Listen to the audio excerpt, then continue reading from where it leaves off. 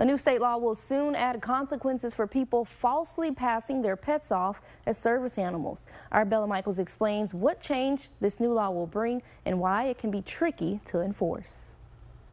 From daily tasks to emergencies, Denise Silcox relies on her service dog, Flip, every day. Picking up stuff that I drop so I don't have to bend over.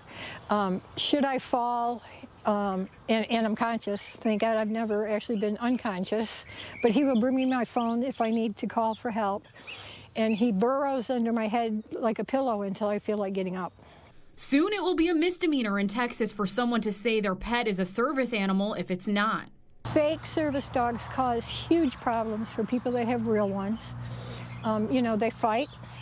I've seen dogs that were allegedly service dogs lunging at other service dogs. They pee.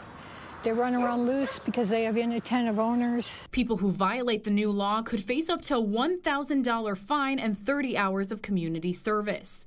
Silcox believes it will be a challenge to enforce because there is no license or certification to have a service dog. Who's going to certify that?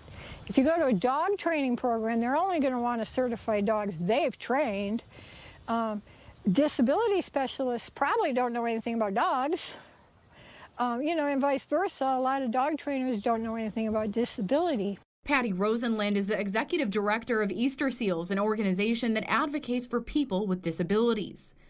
She says it can be tricky to crack down on fake service animals because you can't always tell just from looking at an owner if they have a disability. And we wouldn't want to be real judgy because some individuals with disabilities, it's apparent, and some it is not apparent. So we're not going to make an assumption that, oh, they don't have a legit service dog or not. But there are ways you can tell if a dog has been trained properly to be a service dog or not.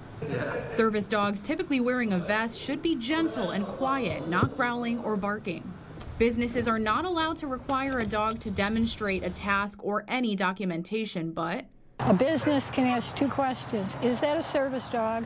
And what does that dog do to help with your disability? If they can't answer that, then it's not a service dog. If they say, oh, it makes me feel better, emotional support maybe, but not a service dog. Emotional support animals are oftentimes confused for service dogs. The difference? Emotional support animals are not trained. They're just meant to provide comfort to their owner. According to the Americans with Disabilities Act, a service animal is any dog individually trained to do certain work or tasks for the benefit of someone with disability. This law is really intended to support individuals who need a service dog.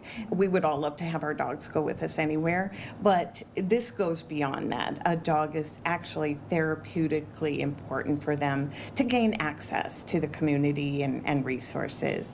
While Silcox says it's a step in the right direction, she believes it isn't enough. It should certainly include emotional support animals. I think they're even a bigger problem than fraudulent service dogs, but it's a start. The law will take effect September 1st. In McAllen, Bella Michaels, Channel 5 News this weekend.